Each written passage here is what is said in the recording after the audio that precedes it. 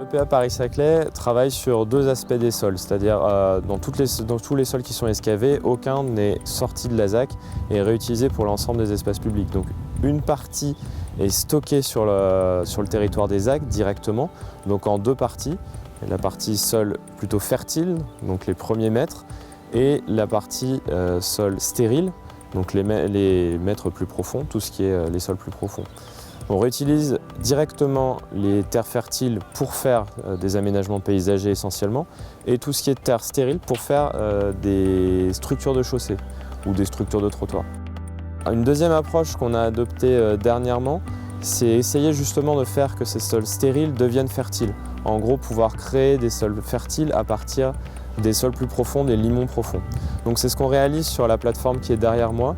L'enrichissement de limons. Ce qu'on teste sur cette plateforme, c'est la capacité des limons stériles avec de la matière organique, en fait du compost tout simplement mélangé, la capacité qu'aura cette terre à devenir fertile et donc à engendrer la croissance des arbres que vous voyez derrière moi.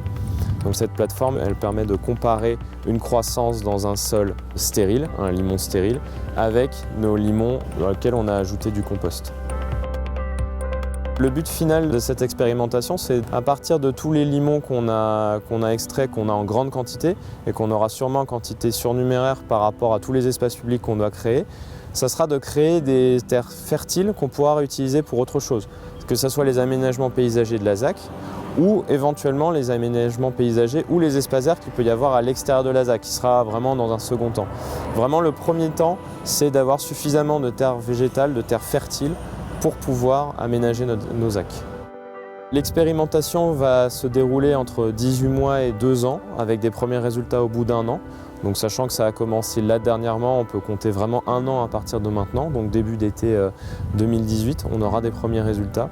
Et ensuite, pour la gestion des terres de manière générale, ça va venir au fur et à mesure du développement des ZAC. Donc clairement, ça sera quelque chose qui sera en lien au développement des ZAC. Si le planning des ZAC dépasse 2020, 2021, 2022, à quelque part, la gestion des terres suivra aussi ce planning-là.